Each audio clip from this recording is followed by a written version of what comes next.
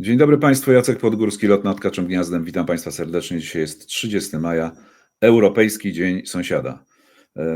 Ważny dzień, bo to jest ten ostatni dzień, w którym się odbyła kampania wyborcza, a jak mamy jakiegoś sąsiada, któremu można pomóc przemieścić się do lokalu, albo którego można jeszcze przekonać, bo nie jest pewien, na kogo chce głosować, no to trzeba ten czas wykorzystać.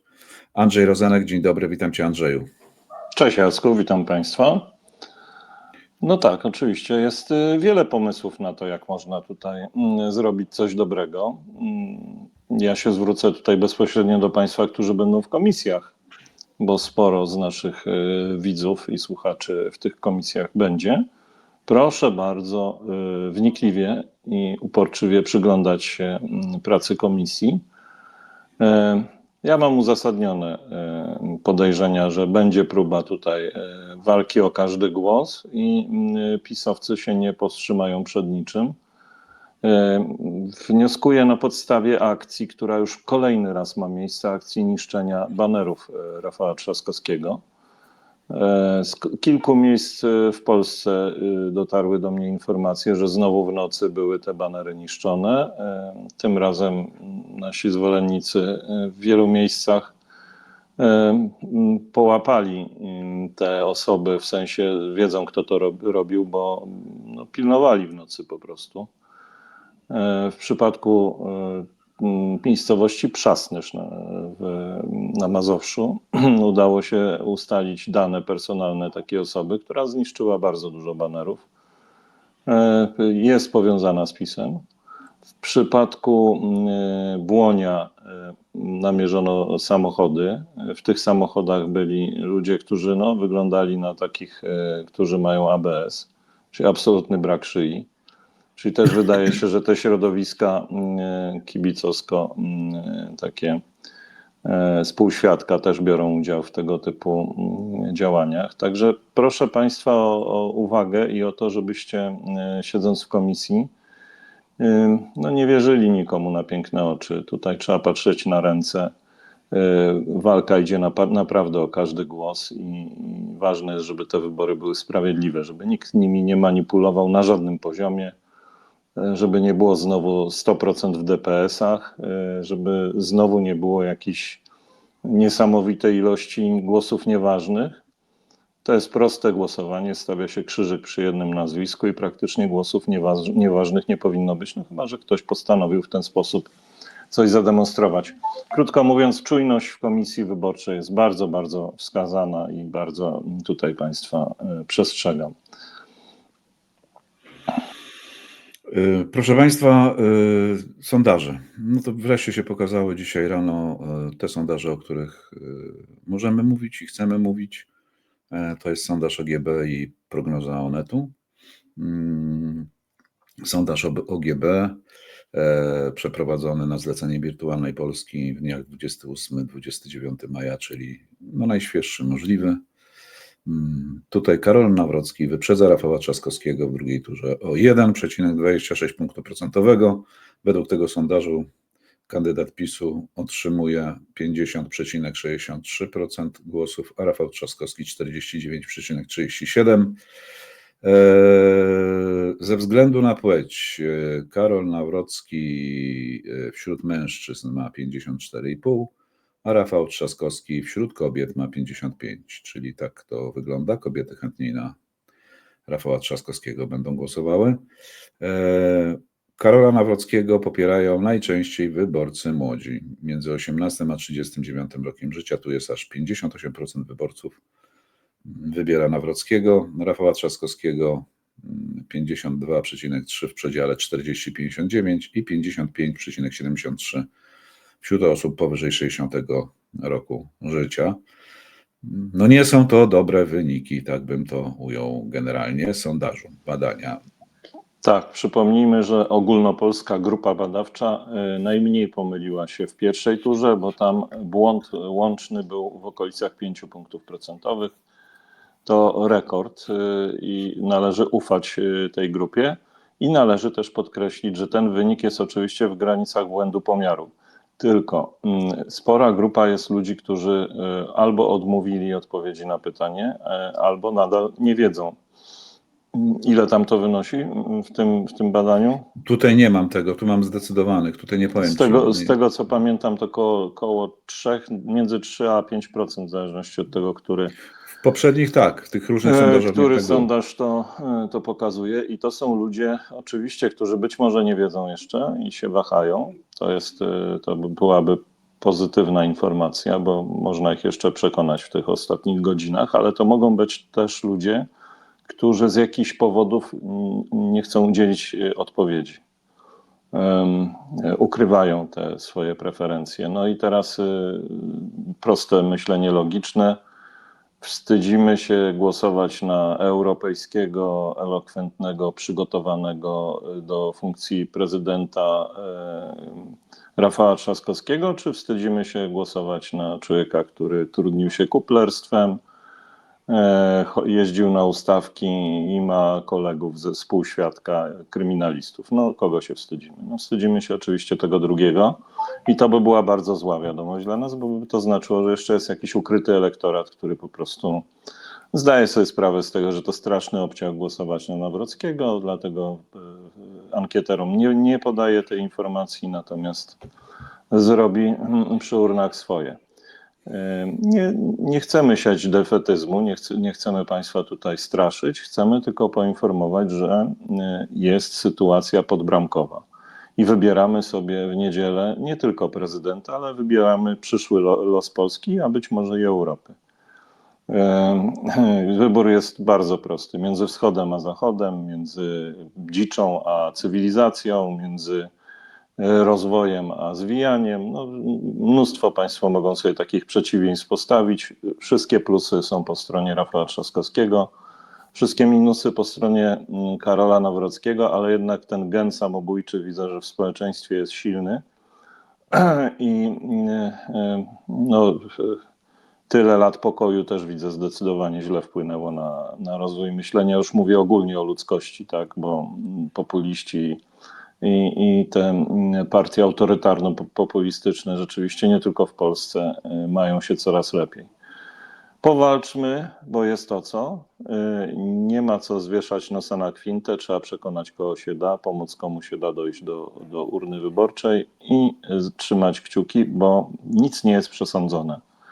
Nic absolutnie nie jest przesądzone. Muszą Państwo zrozumieć, że nawet czasami takie rzeczy jak pogoda mogą mieć wpływ na głosowanie, na wynik głosowania. Takie rzeczy jak, nie wiem, chwila nastroju, coś się wydarzy za granicą w sobotę albo w niedzielę i to też może mieć znaczenie. Tu przy takiej równej walce drobiazgi będą decydować. Także proszę się nie załamywać, proszę zrobić wszystko, co w Państwa rękach, a jak każdy z nas zrobi swoje, to jest duża szansa na to, że Rafał Trzaskowski wygra, chociażby dlatego, że wszyscy naukowcy mówią, że ten zasób, z którego Rafał Trzaskowski może czerpać, jeżeli chodzi o tych, którzy nie poszli w pierwszej turze do wyborów, jest większy niż zasób Nawrockiego. I to 3-krotnie większy. Po prostu część ludzi, którzy się zmobilizowali w 2023 roku w październiku, w pierwszej turze wyborów się nie zmobilizowali, a istnieje szansa, że zmobilizują się teraz. No i to jest ta nadzieja. Zostawiamy z tym Państwa, z tym badaniem, które należy potraktować serio, ale nie jako wyrocznie, tylko raczej jako sygnał alarmowy. Onet prognoza. Ostatnie, najświeższe wskazanie modelu Onetu. Onet robi to na podstawie badań sondażowych innych pracowni oraz ważnych modeli, które to wszystko tam przeliczają. I sytuacja jest właściwie remisowa, bo w modelu Onetu mamy tak, że Rafał Trzaskowski ma 50,1%, Nawrocki 49,9%. Rafał Trzaskowski w tym modelu wygrywa w 10 województwach, Karol Nawrocki w 6. Najmniejsza różnica między kandydatami jest w województwach łódzkim i mazowieckim. I tutaj ten model wskazuje, że kandydaci podzielą między siebie te województwa. Jakakolwiek zmiana na tej linii, zdalnie Onetu, oznacza niemal pewną zmianę zwycięzcy. bo Nawrocki nie wygra tych wyborów bez wygrania ich w województwie łódzkim, a Trzaskowski nie wygra tych wyborów bez wygrania ich w województwie mazowieckim. Czyli gdyby Trzaskowski odbił jeszcze łódzkie, to ten model mówi nam, że raczej to Rafał Trzaskowski wygrywa te wybory. Jest jeszcze, to jest pewna zmiana, ponieważ wcześniej to Rafał Trzaskowski miał lekką przewagę w województwie łódzkim. Teraz wygląda na to według modelu Onetu, że Karol Nawrocki to województwo odbije, ale w porównaniu z wyborami 2020 Karol Nawrocki lepiej od Andrzeja Dudy oczywiście radzi sobie tylko w województwie lubuskim, podlaskim i pomorskim. W pozostałych radzi sobie gorzej. Ogromną rolę w tych wyborach odegrają zdaniem Onetu ci, którzy będą głosowali za granicą i to pełna zgoda. To może być nawet ponad 700 000 osób, tych, które się zarejestrowały, plus te, które będą miały zaświadczenia, czyli pobicie rekordu z roku 2023 to właściwie jest niemal pewne w tym głosowaniu. I Ale tutaj... Jacku, wejdę ci w słowo. Jak tak. sądzisz, z czego się bierze taka znacząca zwyżka osób, które chcą głosować za granicą? No bo w pierwszej turze głosowało chyba tam 400 000, tak? Teraz chce 700, no czyli prawie 2 razy. Czy to nie jest wynik tego, że zaczął się sezon urlopowy i po prostu część wyborców wyjeżdża? Nie, Andrzej, nie, bo dlatego, Na że pewno? na pewno, dlatego, że to zaświadczenia krajowe to się w to nie wlicza. Jeszcze nie, moim zdaniem. Ale możesz zgłosić się do danej placówki i zagłosować za granicą. Tak, ale zaświadczenie robiłem w w kraju. 2010 roku. Ale Wiesz w kraju co, nie pobierasz pamiętam zaświadczenie. jaka ta procedura była. Chyba W kraju tak. pobierasz zaświadczenie i dlatego No tak, z tym ale zaświadczeniem głosujesz jedziesz. tam. Tak, Nie, i to nie jest... nie, Jacek, musiałem zgłosić to do placówki. Już zgłaszałem to do ambasady. Musiałem się zarejestrować w ambasadzie Moim zdaniem w to, o czym Sztokholmie. mówi MSZ, to jest zarejestrowanie wyborcy na miejscu. Ci, którzy już wiedzą, że tam tak, są. ale to mogą być tam się turyści, rejestrują. mówię ci. Nie chcę tutaj, osłabiać jakby tego optymizmu, ale jeżeli to są turyści, no to jakby, ta zwyżka jest mało istotna. Znaczy Onet wyliczył, że, już ci mówię, Onet wyliczył, że tutaj przewaga Rafała Trzaskowskiego to będzie 160 000 głosów. No, Co to nie jest na tyle, żeby wygrać. Tak, ale bo to przy Rafał, żeby wyrównanej wygrać, sytuacji... biorąc pod uwagę OGB, Rafał, żeby wygrać, potrzebuje dodatkowo, ponad to, co pokazuje sondaż tej pracowni, potrzebowałby jakieś 250 000 głosów. I wtedy jest, nie wiem, 1, 2 głosami, 5. No tak, ale poza sondażami jest jeszcze jedna rzecz, która jest ciekawa przed tymi wyborami niedzielnymi już na finiszu. Otóż bukmacherzy stawiają na Rafała Trzaskowskiego i to tyle jest ważne, że oni, znaczy pracownie sondażowe to tam ryzykują reputacją, a oni ryzykują trochę pieniędzmi jednak, a nie tylko reputacją. I u bukmacherów, i co jest jeszcze ważne? W przypadku niektórych sondażowni to niczym nie ryzykują, bo już nie posiadają reputacji. To łatwe. To prawda. Tu masz rację, że bukmacherzy zresztą bardzo rzadko się mylą. Bardzo no i tu jest ja nie pamiętam, żeby kiedy się pomylili. I zaryzykowali pieniędzmi, dlatego że na przykład STS w ciągu ostatnich 30 dni, jak donosi Wyborcza, wydał 621 000 złotych na reklamę na Facebooku i Instagramie. Tylko tego przedsięwzięcia. To dla porównania. Sam obstawiłem w STS-ie. Tak.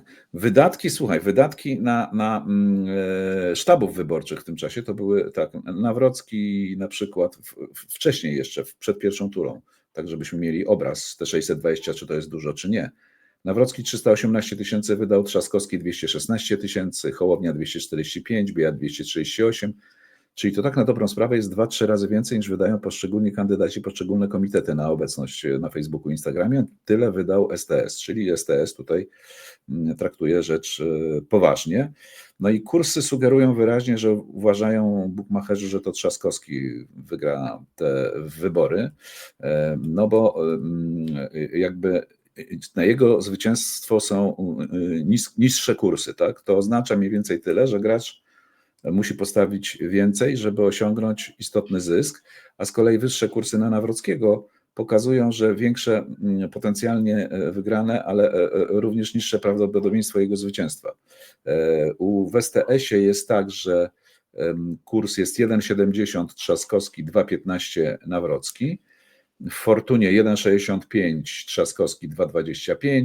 Wszyscy ci, BetClick też przewiduje, że Trzaskowski wygra, Superbet i GoBet. Czyli 5 dużych, tych największych firm bukmacherskich przewiduje, że Rafał Trzaskowski wyjdzie z tego pojedynku zwycięsko. Ale czy tak będzie, no to się dowiemy, tym bardziej,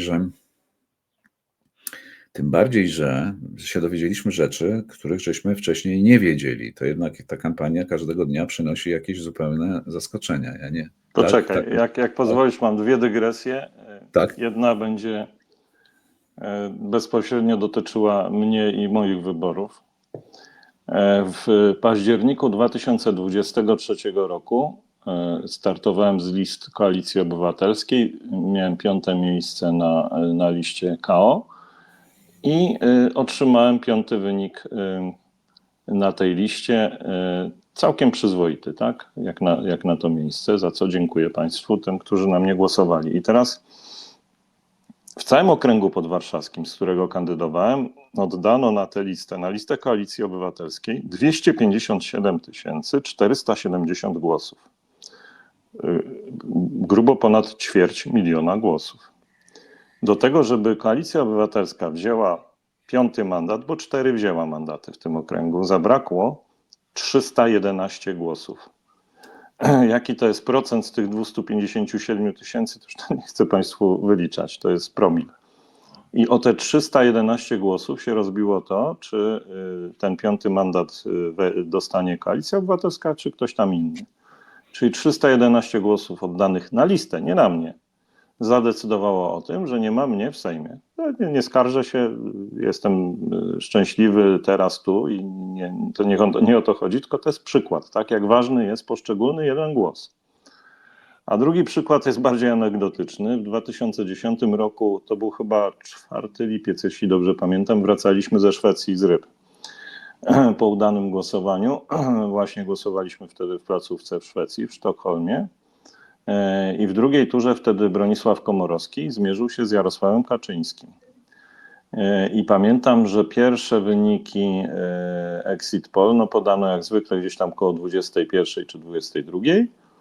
Oczywiście na promie, którym wracaliśmy, była telewizja, oglądaliśmy z zapartym tchem i się okazało, że liczone są głosy i że wygrywa Kaczyński. No, proszę sobie wyobrazić, jak ta moja ekipa, która w większości poza jednym człowiekiem głosowała oczywiście na Komorowskiego, jak była smutna. Padł nawet pomysł, że może trzeba przejąć mostek i zawrócić ten prom, żeby płynąć do Szwecji, bo nie chcemy żyć w kraju, w którym ma być prezydentem Jarosław Kaczyński. No i w takich smutnych nastrojach poszliśmy gdzieś koło 1:00 spać. A rano na śniadaniu odpaliliśmy telewizję i się okazało, że wygrał Komorowski, bo przeliczono głosy z dużych miast. No i te nasze całe minorowe nastroje prysły. Mówię o tym dlatego, że no, zawsze jest nadzieja i nadzieja umiera na końcu. Więc my musimy po prostu wykrzesać siebie jeszcze na tej ostatniej prostej maksimum energii i woli i ściągać dobre myśli i to na pewno przyniesie zwycięstwo Rafałowi. Bo ja sobie nie wyobrażam, żebyśmy mogli Polskę oddać w ręce sutenera i może być tak, że nawet wieczorem Państwo będą trochę rozczarowani, bo to będą takie bardzo zbliżone wyniki, ale w poniedziałek rano okaże się, że wygraliśmy. Tego Państwu życzę. Musiałem te dwie historie opowiedzieć, bo one jakby utkwiły mi mocno w pamięci i mam nadzieję, że też Państwu coś powiedzą. No właśnie, że ta druga historia szczególnie, bo to jak widzimy po badaniach opinii publicznej i po tych prognozach różnych, to te exit poole, które się pokażą w telewizji tam po godzinie 21, nic nie będą jeszcze mówiły, naprawdę nic, bo to potem będą spływały wyniki i to się może zmieniać do godzin porannych, naprawdę. To prawda, że to się może zmieniać i w nocy możemy poznać, albo jeszcze nie do końca nawet, a może być tak też, że okaże się, że trzeba to będzie przeliczać raz jeszcze, bo różnica jest na przykład 1000 głosów Tak, albo może 2. być tak, że we wtorek nawet nie będziemy wiedzieli, co się naprawdę zadziało. No, różnica jest naprawdę minimalna i to wszyscy potwierdzają, to już nie ma się co oszukiwać, że będzie łatwo. Nie będzie łatwo, ale no przecież ludzi tych myślących, podejrzewam, że jednak powinno być więcej, tak? I tych, którzy no, nie dadzą sobie wybrać człowieka, który zajmował się kuplerstwem na prezydenta. No, litości. Dowiedzieliśmy się właśnie o tych ważnych rzeczach, chcę powiedzieć, bo ja tego nie wiedziałem. Nie wiedziałem, jak żyje, że Jarosław Kaczyński brał udział w ustawkach. To po prostu jest jakaś zupełnie nowa informacja. No to jest szok w ogóle. Jak on wczoraj na tej konferencji powiedział, że on nie potrafi policzyć tam ile razy był w młodości na pogotowiu ratunkowym, tak? I zasugerował, że to chyba z tego powodu i to, że on z Lechem brał udział w tych ustawkach. No, z historii, które ja znam z Żoliborza opowiadanych, to tam nie było żadnych ustawek, po prostu dzieci nie lubiły małych braci Kaczyńskich i głównie Lech bronił Jarka i siedzieli tylko na podwórku, bo jak dzieci przechodziły, to rzucały w nich kamieniami. I to są te, ja nie wiem, te bitwy i ustawki, tam żadnych we wspomnieniach znajomych nie ma takich przypadków, no ale teraz pan prezes postanowił, nie wiem, historią wymyśloną spod, że tak powiem, dużego palca, troszeczkę wesprzeć nam kandydata Nawrockiego. To samo robi pan prezydent, który przecież mówi, że to takie tam tygryski się biją, czyli mamy takie fajne przesunięcie, wprowadzamy do życia społecznego i politycznego, Andrzeju, tak prostą to zasadę, że teraz można się naparzać. No jak są różne poglądy albo to będzie można Pochwała też... mordobicia, Tak jest. pochwała agresji, pochwała przestępczości, no bo to są przestępstwa. No oni już w ogóle się nie szczypią tutaj, tak? Jadą po bandzie i wszystko im jedno, co, oby poprzeć Nawrockiego. To na tobie zrobiło wrażenie. A na mnie wiesz, co zrobiło wrażenie? Wojtek Czuchnowski i Jarosław jego Mały Bu, mały powiedział buł. premier. Albo Jarosław Mały Bu mały chu powiedział... też widziałem. Tak. Na mnie wrażenie zrobił tekst Wojtka Czuchnowskiego z Wyborczej, który no, dalej drąży temat kawalerki. I wydawałoby się, że w tym temacie już się nie da absolutnie nic ciekawego powiedzieć, a Da się. owszem, wymyślił, czy też wynalazł nowe fakty, które no, są z mojego punktu widzenia bardzo wstrząsające, bo jak ja zrozumiałem ten tekst, to wynika z niego, że ten pan Jerzy, gdy przebywał w areszcie, został odwiedzony przez jakichś bandziorów, którzy no, szantażem wymusili na nim to, żeby się tego mieszkania pozbył. Przyjdzie notariusz, a jak nie podpiszesz? Na czym szantaż miał polegać? Otóż na tym, że osadzeni za przestępstwa seksualne w aresztach i więzieniach mają bardzo kiepsko. No już nie wnikając w szczegóły, to jest ta najgorsza kategoria pozbawionych wolności. To są tacy ludzie, których no po prostu w takich zakładach się szmaci. I zaczyna się to natychmiast, kiedy społeczność więzienna się dowie o tym, że ktoś siedzi za przestępstwa seksualne. Zdaje się, że pan Jerzy skutecznie to ukrywał, ale przecież taka wiedza mogła przeniknąć do tego świadka za murami i tym zdaje się, że zagrozili mu ci gangsterzy. I opłatą za tę ochronę, za to, że nie zostaną współwięźniowie poinformowani, miało być właśnie przekazanie tego mieszkania. No jeżeli to jest prawda, zastrzegam, że powtarzam z pamięci to, co wyczytałem u Wojtka Czuchnowskiego. Jeżeli to jest prawda, no to dopiero przed nami wszystkie sensacje dotyczące Karola Nawrockiego, bo to, co widzimy, to jest zaledwie wierzchołek góry lodowej. Tak, a znaczy ta historia, ja też na nią trafiłem. Znaczy ta historia, nawet ci powiem, że się nie tyle zdziwiłem, co ona mi pasuje. No to się wszystko mniej więcej zgadza, bo to jest ta metodologia pracy tego środowiska, w którym obracał się pan Karol Nawrocki. To nie jest nic nadzwyczajnego. Oni przecież wcześniej, ci jego znajomi, także z ustawek, no, pozyskiwali mieszkania właśnie w podobny sposób. No, to znaczy nie płacąc, szantażując tych ludzi, wyszukując takich, którzy są w trudnej sytuacji. No i potem te lokale, które oni przejmowali, były wykorzystywane przez tą grupę przestępczą do różnych działań.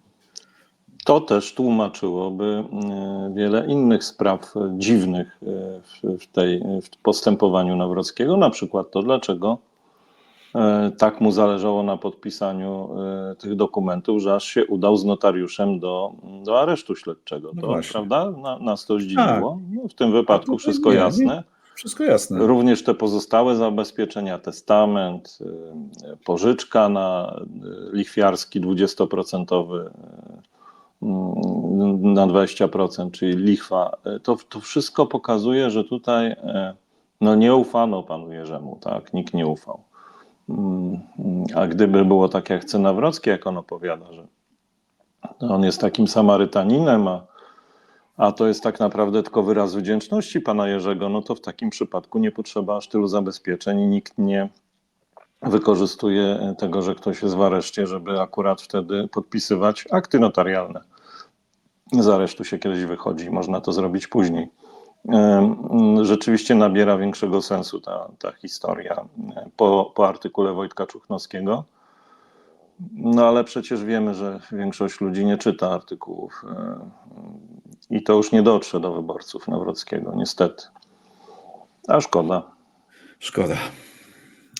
Proszę Państwa, przypominamy o subskrypcji, bardzo to jest ważne dla nas, udostępnianiu, komentowaniu, no, o tych wszystkich czynnościach, które no, nie wymagają jakiegoś takiego być może nadzwyczajnego wysiłku.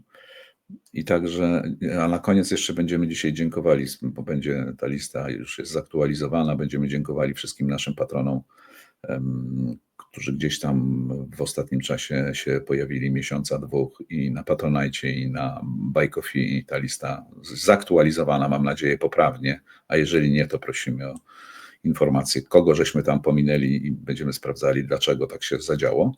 Wczoraj za mną była willa prezydencka w Ciechocinku. No, ja nawet nie wiedziałem, że ona jest, tak sobie wygrzebałem, patrzcie, proszę Państwa, jest willa w Ciechocinku wczoraj. Dzisiaj, no a dzisiaj to jest taki, nie wiem, taki obrazek, może trochę AI, nie wiem, taka sztuczna, ale tak, flagi są, tak żeby było w klimacie zbliżających się wyborów. Wczoraj jeszcze jedna rzecz bardzo ważna, która mnie wzruszyła, a mianowicie orędzie pana Dudy. Właściwie to trudno nazwać orędziem. Ja mówię, taka była dobranocka Dudy dla dorosłych. Tak? To takie bajki na dobranoc. Pan prezydent postanowił opowiedzieć i no bo trudno naprawdę przejść obok tego, co on powiedział, tak jakoś całkowicie obojętnie, no bo ilość kłamstw, które w tak krótkim czasie wziął i zawarł, to jest, trzeba mieć jednak talent. Kiedy obejmowałem urząd, przysięgałem, że dochowam wierności postanowieniom Konstytucji, będę strzegł niezłomnie godności narodu, niepodległości, bezpieczeństwa państwa, a dobro ojczyzny oraz pomyślność obywateli będą dla mnie zawsze najwyższym nakazem. I były dla mnie najwyższym nakazem. Muszą być także dla mojego następcy. Te słowa nie są jedynie ustawową formułą, są zobowiązaniem. Każdy, kto kandyduje na zaszczytny urząd prezydenta Rzeczypospolitej, musi pamiętać, konstytucja to nie zbiór przepisów do dowolnej interpretacji, to umowa społeczna, którą należy respektować, a rolą głowy państwa jest stanowcze sprzeciwianie się w imieniu obywateli każdej próbie łamania czy naginania prawa. I to mówi facet, który normalnie na jednej kartce się tych jego deliktów konstytucyjnych nie da zapisać. I ja I się on, wzruszyłem. Nie wiem tak, jak ty. no nie, no popłakać się można tylko nad tym, co on powiedział, no bo właściwie trudno to potraktować w sposób jakiś poważny. No on wszedł tutaj w jakąś opowieść, w jakiś, nie wiem, nakręcił się, stał się kimś innym na chwilę, no naprawdę, albo też on naprawdę wierzy, ja tak sobie jeszcze myślałem, Andrzej, może on naprawdę wierzy, że to, co on robi, to jest zgodne z konstytucją, to, co robił, było zgodne z konstytucją i to, że jego na przykład promotor mówił: Andrzeju, weź się opanuj, bo po prostu łamiesz konstytucję, to wszyscy dookoła nie mieli racji, tylko miał rację pan Duda i kilku jego kolegów, którzy interpretowali sobie te przepisy razem z PiS-em, tak jak chcieli No, przez ostatnie 10 lat. jak to już dawno ustaliliśmy, Mussoliniak ma ego rozdęte maksymalnie, więc on z całą pewnością już dawno wyparł wszystkie te negatywne historie i jest święcie przekonany o swoim geniuszu i swojej wielkości. Także dobrze diagnozujesz, on w to wierzy, tak, tak. Będzie strasznie zdziwiony, jak wyjdzie z tego pałacu i zetknie się ze społeczeństwem. Na pewno będzie to szok poznawczy dla niego. No, może być tak, że on naprawdę jakoś funkcjonował przez te lata w jakiejś takiej bańce, zupełnie oderwany od rzeczywistości i nie wiem, i nie przyjmował do siebie żadnych jakichś logicznych argumentów, no bo to, co w ostatnim czasie wyprawia, jest jakieś trudne do zaakceptowania, no ale no co to, przecież myśmy tak, krótko mówiąc, można powiedzieć, że myśmy się troszkę już tak przyzwyczaili, no to nic nowego, nic nowego. Wsparcie dla pana Karola Nawrockiego jest z różnych stron, z różnych. Na kongresie tym partii prorosyjskich było wsparcie ze strony tej pani, co zamordowała własnego psa. Teraz mamy wsparcie ze strony pana Orbana, który, prawda, też poparł pana Nawrockiego. Radosław Sikorski napisał, że gratuluje poparcia od premiera Orbana Karolu Nawrocki. Czy będzie pan prowadził podobną politykę wobec Putina i Unii Europejskiej? No, pytanie jest zasadne, odpowiedź jest moim zdaniem oczywista. No przecież nie taką jak obecnie. No, będzie musiał To prowadzić. jak Orban wspiera, no to pewnie wsparłby też i Putin, i Ławrow, i wielu innych rosyjskich polityków. No ale rozumiem, że tego nie zrobią oficjalnie, bo mogliby nie zaszkodzić. wypada. Nie, Tak. zaszkodziliby, a tu wiesz, to jednak zależy im. Natomiast samo wsparcie Orbana, no to jest przecież straszny obciach. No to prawie jakby Putin go poparł. No to jest największy putinista w Europie, popiera Karola Nawrockiego. No gratuluję po prostu. No Mistrz i świata. to Orban to przeplótł tam oczywiście w tym wystąpieniu w Budapeszcie, że to Trump pozwolił światu zobaczyć globalną sieć liberałów, która się opiera na amerykańskim finansowaniu zagranicznych polityków, w tym również polityków na Węgrzech. O, to jest imperium Sorosza, znowu się zaczęło. Król jest nagi i tam takie nakręcanie się oczywiście na użytek wewnętrzny też, bo proszę pamiętać, że tam ta opozycja węgierska się już zbiera i może się wreszcie zbierze i tego Orbana pogoni. No ale on ogłosił tam plan konserwatywnej przebudowy Unii Europejskiej. No. Będzie się sprzeciwiał i tutaj liczę oczywiście na Polskę, tylko że pan Karol nic z tym nie może zrobić, bo pan Karol nawet gdyby został prezydentem, to dopóki rząd jest taki, jaki jest, to może sobie ewentualnie zagrać na harmonijce ustnej i to jest wszystko. Zdaje się, że liczył też na Rumunię, tak? I się przeliczył. I się przeliczył, prawda? No dobrze. Suwerenności narodowej potrzebujemy. Oczywiście przyjęcie Ukrainy do Unii niemożliwe, jesteśmy przeciwni. No i ja rozumiem, że to w ramach tej konserwatywnej przebudowy Europy pan Karol też będzie przeciwny, no bo jakby się zapisał chyba do tej familii politycznej, w związku z tym niech on to powie i powie to głośno.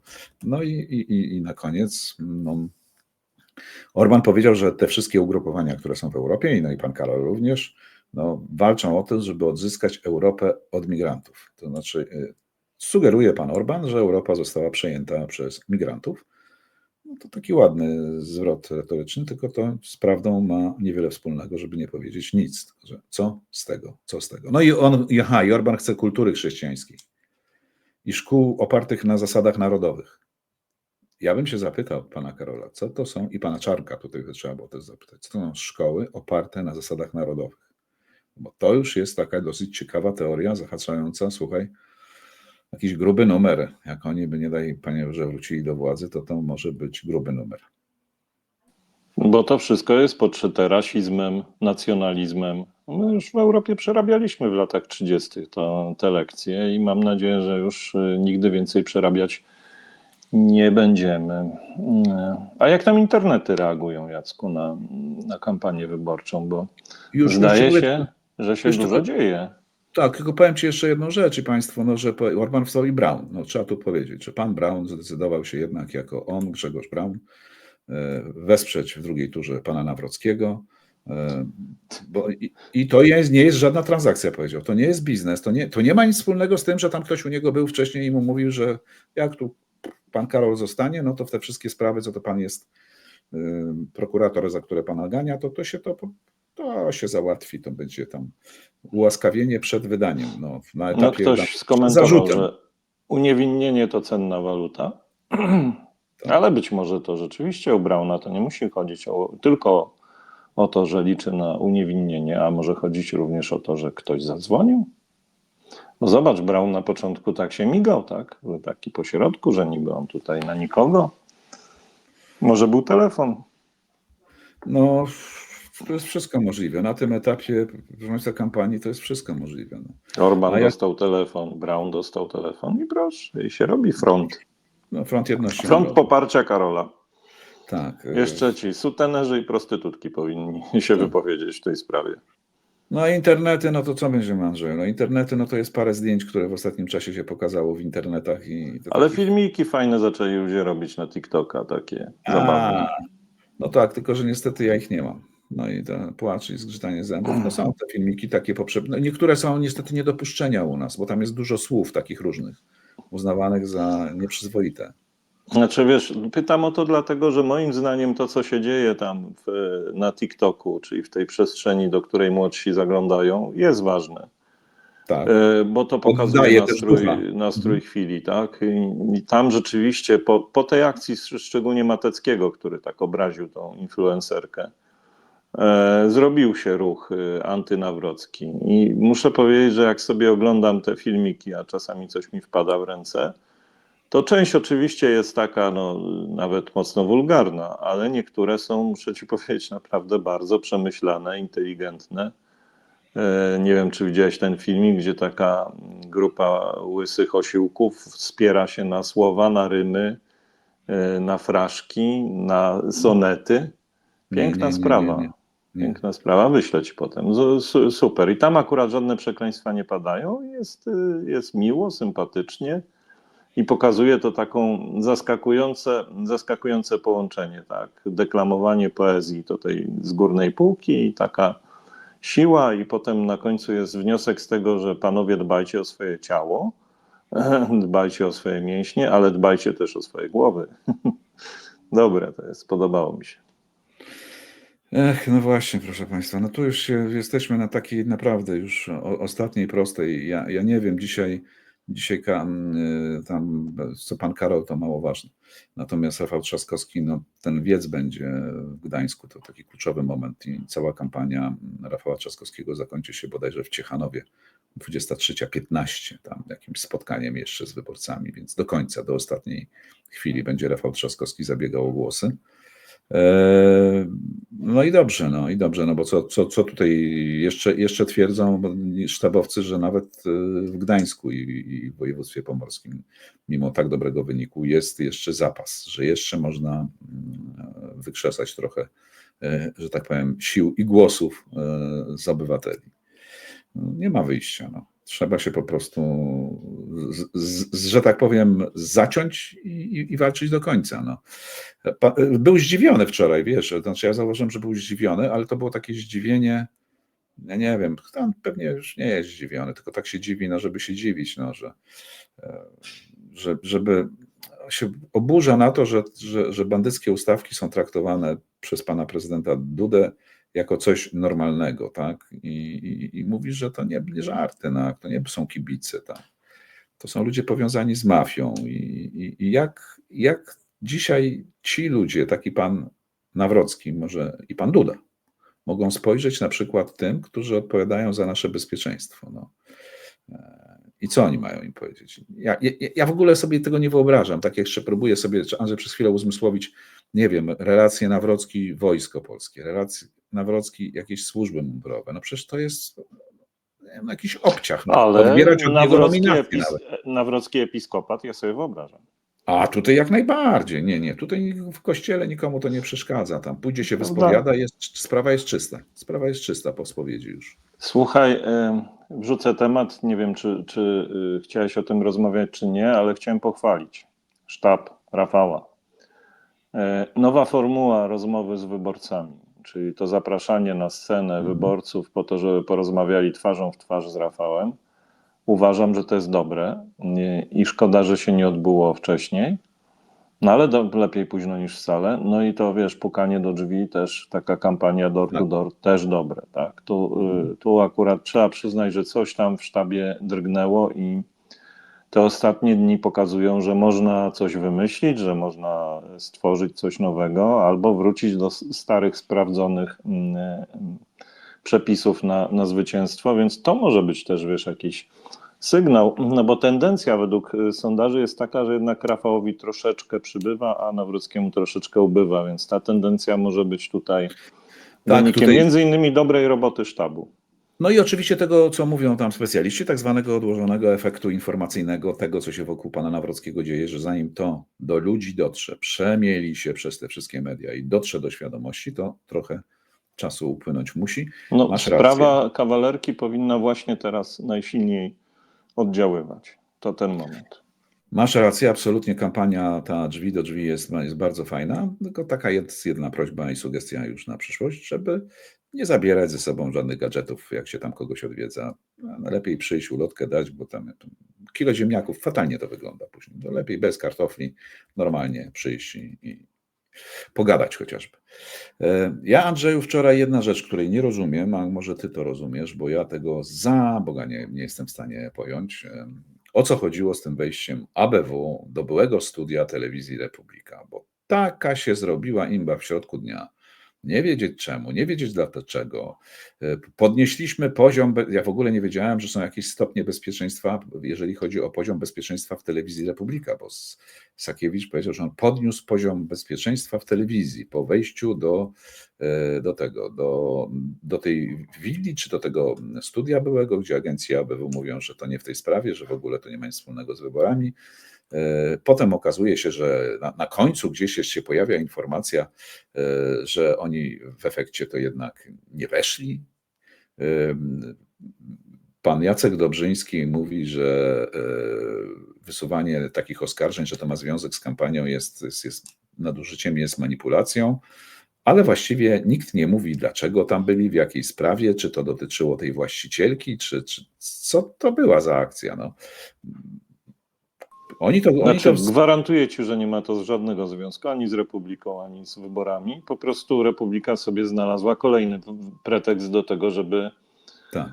nastraszyć swoich widzów i żeby być może jakąś kolejną zbiórkę zrobić. No bo to tylko temu może służyć. ABW się nie zajmuje takimi sprawami.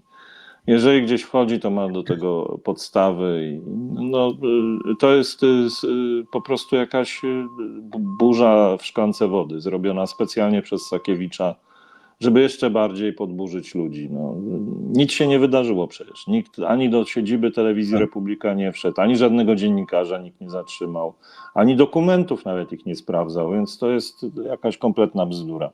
Jeszcze pan prezes się na to nakręcił, jeszcze pan też zaczął sugerować, że to nie jest przypadkowe, że to jest, jak to pan prezes, pan prezes wszędzie widzi. No bo to jest im bardzo na rękę, oni potrzebują takich informacji teraz i wiesz, i będą tym straszyć na koniec kampanii, bo strach to jest najlepsze ich narzędzie, od samego początku straszą. Nie potrafią nic pozytywnego powiedzieć, tylko straszą ludzi. I proszę Państwa, jak to będzie wyglądało mniej więcej, to teraz na tym przykładzie pokażemy. Jeżeli wygrałby pan Karol, to będzie to tak mniej więcej wyglądało, jak z panią prokurator regionalną z Gdańska. Otóż prokuratura krajowa wystosowała wniosek o uchylenie immunitetu byłej prokuratorki regionalnej z Gdańska pani Teresy R.S. No i to ma związek z podejrzeniem przekroczenia uprawnień przez panią prokurator i utrudniania postępowania karnego, do czego miało dojść, uwaga, w 2019 roku. I według tych ustaleń nieoficjalnych w całą sprawę był zaangażowany polityk PiS. Chodzi tu mniej więcej o to, że wystarczy, proszę Państwa, telefon i znajomości w PiSie, a można w ogóle nie trafić do więzienia. Można w ogóle być bezkarnym, no bo taki oto przypadek prokuratura odkryła u siebie. Śledztwo jest prowadzone w Wydziale Spraw Wewnętrznych Prokuratury Krajowej i tak, w 2019 roku w Toruniu w prokuraturze okręgowej było prowadzone śledztwo, które dotyczyło m.in. oszustw podatkowych i tam postawiono m.in. w związku z tą sprawą jednej z osób zarzut prania brudnych pieniędzy w porozumieniu z innymi osobami. No i ta osoba odmówiła składania wyjaśnień, nie przyznała się do tego zarzucanego czynu, no i prokurator skierował do sądu w Toruniu wniosek o tymczasowe aresztowanie tej osoby na 3 miesiące. Po złożeniu tego wniosku prokurator okręgowy w Toruniu otrzymał od pani Teresy ustne polecenie natychmiastowego zwolnienia podejrzanej i cofnięcia wniosku o jej tymczasowe aresztowanie. To kobieta była. Polecenie było powtórzone w kilku rozmowach telefonicznych i w trakcie jednej z tych rozmów padło takie stwierdzenie, że pani prokuratorka Teresa działa z polecenia ustalonej osoby z Departamentu do Spraw Przestępczości Gospodarczej Prokuratury Krajowej. I co ustaliła Prokuratura Krajowa teraz? Że po rozmowie z Teresą RS prokurator referent skierował do sądu pismo dotyczące cofnięcia wniosku o areszt. Polecił policji natychmiastowe zwolnienie tej kobiety, a w toku śledztwa teraz Prokuratury Krajowej Wydziału Spraw Wewnętrznych się okazało, że przed wydaniem tego polecenia w ogóle pani prokurator regionalna Teresa RS z aktami sprawy się nie zapoznała, absolutnie nie znała materiału dowodowego, nie miała w ogóle jakichkolwiek informacji o zakresie czynności, ani tego, co podejrzana powiedziała, nie powiedziała nic. Ona tą wiedzę o zatrzymaniu tej pani pozyskała z innych źródeł, to znaczy po prostu ktoś do niej wziął i zadzwonił. Tak? I tutaj w RMF FM dziennikarz Krzysztof Zasada ustalił, że decyzję w sprawie cofnięcia wniosku o ten areszt podjęto na podstawie politycznych znajomości, ponieważ ojciec tej kobiety, która była zatrzymana, był znajomym wysokiego przedstawiciela PiS-u. Jakiego? Nie wiem, tu nie wiemy. I on miał interweniować w ówczesnym kierownictwie Prokuratury Krajowej, a ci od razu wzięli za telefon, zadzwonili do Gdańska i po interwencji pani prokurator regionalnej, kilka poleceń przez telefon, zwolniono, cofnięto wniosek o areszt i czysta sprawa. To jest taka niby jedna mała jakaś tam historia, ale ona pokazuje właśnie tak, za czasów rządów PiS-u funkcjonował w Polsce wymiar sprawiedliwości, prokuratura, no i w sporej części sądy też, nie w całości, żeby była jasność, ale zdarzało się, że i sądy również w porozumieniu z prokuraturą, tutaj raz, dwa, trzy, co trzeba załatwić, to załatwiamy. I tak będzie wyglądało, jeżeli o to tak chcemy, żeby było. Ja nie wiem, do ludzi to chyba nie dociera, ja nie wiem, zapomnieli już jak było, czy ja nie rozumiem tego. Wiesz, no, część społeczeństwa ma nadal do czynienia z tym wymiarem sprawiedliwości, który został zdegenerowany i zepsuty za czasów Ziobry i PiS-u. I część ludzi widzi, że dalej te zmiany tam są no, niemalże kosmetyczne. No bo neosędziowie dalej produkują wyroki, prokuratorzy, którzy byli sługami Kaczyńskiego i PiS-u, dalej siedzą w swoich gabinetach. No te przemiany oczywiście nie zostały zakończone, głównie dlatego, że w Pałacu Prezydenckim mieliśmy Mussoliniaka, czy mamy nadal jeszcze. No i to jest główna przyczyna, chociaż myślę, że nie jedyna. Po prostu tamten układ budowany skrzętnie przez 8 lat przez Kaczyńskiego trzyma się bardzo mocno i żeby zdepisyzować wymiar sprawiedliwości potrzeba oczywiście czasu, determinacji, ale też i narzędzi. Jednym z tych podstawowych narzędzi jest proces legislacyjny, a żeby proces legislacyjny był w pełni możliwy, jest potrzebny podpis prezydenta. No i między innymi o to się ta gra toczy. O to się toczy ta gra, proszę Państwa, i to w niedzielę zadecydujemy o tym, czy chcemy, żeby tacy prokuratorzy na telefon, sędziowie na telefon pozostali, czy chcemy, żeby ten wymiar sprawiedliwości stał się na powrót wymiarem normalnym, demokratycznym i takim, do którego no nie można mieć zastrzeżeń, że działa na polecenie jakiejkolwiek partii politycznej. To też jest stawka w tej grze niedzielnej. Proszę Państwa, chcieliśmy bardzo podziękować Państwu za naprawdę duże zaangażowanie i za te wszystkie wpłaty. I my to powtarzamy, że dziękujemy, no bo co możemy zrobić więcej, nisko się pokłonić i zaprezentować uaktualnioną listę naszych patronów, co teraz niniejszym uczynię. Dziękujemy bardzo wszystkim z imienia i nazwiska wymienionym tutaj i niewymienionym, którzy może się przez przypadek nie znaleźli, albo gdzieśmy ich tam w którymś momencie przeoczyli w tym procesie, ale staraliśmy się, żeby ta lista była jak najbardziej aktualna. Patroni z Patronite'a i patroni z Buy Coffee. Jeżeli kogoś pominęliśmy, to bardzo, bardzo przepraszamy. Postaramy się to nadrobić w następnym wydaniu naszej listy. A następne wydanie będzie za tydzień w piątek. Tak sobie postanowiliśmy, że co tydzień w ten sposób naszych sponsorów będziemy honorować i im symbolicznie dziękować. Długa ta lista. Bardzo długa Imponująca. i serdecznie Państwu dziękujemy za to, że myślicie o nas i w ten sposób nas wspieracie. Bardzo jest to miłe. Ale nie kończymy jeszcze, żeby Państwo się nie rozłączali, bo ja jeszcze mam parę Ogłoszeń parafialnych. garść informacji i jedno ogłoszenie parafialne. Informacja z dzisiaj ważna, wydaje mi się, bo my poprzez to, że mamy gorący czas polityczny w Polsce, bardzo mało poświęcamy uwagi temu, co za granicą. A tymczasem, moim zdaniem, pojawiła się istotna informacja w Stanach Zjednoczonych. Były wojskowy i były szef CIA David Petraeus ostrzega i tutaj wskazuje, że jeżeli Putin odniesie sukces na Ukrainie, Litwa będzie kolejnym celem Rosji. I w ten sposób Putin ma testować artykuł 5 NATO. Ja przypominam, że amerykańska administracja, w tym CIA, w 2022 roku bardzo precyzyjnie przewidziała to, co się stanie i ostrzegała naszych rządzących. Ten głos potraktowałbym nadzwyczaj poważnie. Co to znaczy? To znaczy, że Putin już ma plan, co zrobić, jak sprawy na Ukrainie pójdą po jego myśli. A czy pójdą po jego myśli? No, wszystko wskazuje na to, że tak. No bo przecież zarówno nowy prezydent Stanów Zjednoczonych, jak i inne okoliczności sprzyjają temu, żeby poszło to po myśli Putina. Skoro były szef CIA przewiduje, że następnym celem będzie Litwa, no to oznacza wciągnięcie przynajmniej tej części naszego najbliższego świata w regularną wojnę.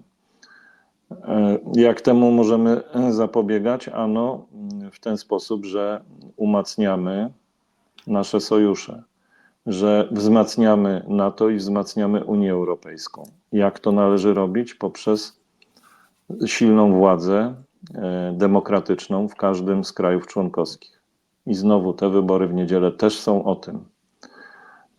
Człowiek ze środowiska przestępczego na czele państwa na pewno tego państwa nie wzmacnia, tylko osłabia. Człowiek podatny na wpływy, mówiliśmy o tym w naszej rozmowie z generałem Pytlem, jest łakomym kąskiem dla obcego wywiadu, a być może już skonsumowanym kąskiem. Nie ryzykujmy. Naprawdę to jest zbyt poważna sprawa. Jesteśmy w zbyt trudnej chwili historycznej, żeby ryzykować bezpieczeństwem Polski. Jak Państwo widzą, stawka jest wielowymiarowa tych niedzielnych wyborów i jest się o co bić i bijemy się nie tylko o naszą przyszłość, ale być może bijemy się o przyszłość Europy. A poprzez to o przyszłość świata, jakkolwiek patetycznie to by nie zabrzmiało. Druga sprawa to jest to, że w niedzielę nie będzie wywiadu. Chcieliśmy, żeby Państwo zostali w niedzielę z tym jednym ważnym wyzwaniem, czyli ze zmierzeniem się z kartką wyborczą i z komisją wyborczą. I proszę o tym przede wszystkim pamiętać. Nie chcemy Państwu głowy zawracać w tak ważnym dniu niczym innym, co nie znaczy oczywiście, że do wywiadów nie wrócimy. Myślę, że już za tydzień w niedzielę taki wywiad się pojawi i planujemy szczególnych, interesujących gości dla Państwa. No i trzecie ogłoszenie parafialne brzmi w sposób następujący. Bardzo pięknie dziękujemy za wszystko, co do tej pory. Bardzo prosimy o to, żeby pamiętać o nas. Ja wiem, że się pojawia mnóstwo różnych informacji, mniej lub bardziej sprawdzonych. Musicie Państwo mądrze wybierać. I tutaj my dbamy o to z Jackiem, żeby te informacje, które Państwu przekazujemy, były maksymalnie prawdziwe, chociaż oczywiście jak każdemu, który coś robi, mogą nam się zdarzać potknięcia czy jakieś wpadki. No mi się wczoraj zdarzyło, za co chciałem przeprosić Państwa, powiedzieć, że telewizji Republika nie ma na YouTubie. Otóż okazuje się, że jest. Nie wiedziałem o tym, po prostu to moja niewiedza. Jak to się dzieje, że oni transmitują ten sygnał na YouTubie, a YouTube im tego nie wyłącza? Ja nie jestem w stanie tego sobie wytłumaczyć, bo my za jedno słowo które zamieniamy sobie na skarpetosceptyczni. Za to jedno słowo mieliśmy przez miesiąc praktycznie zdemonetyzowane nasze programy, a tam przecież słów, które są jawną mową nienawiści, jest mnóstwo słów, napisów. I ja nie wiem, może powinniśmy w związku z tym bardziej się uaktywnić jako społeczeństwo obywatelskie i zwrócić YouTube'owi uwagę na to, co tam się dzieje.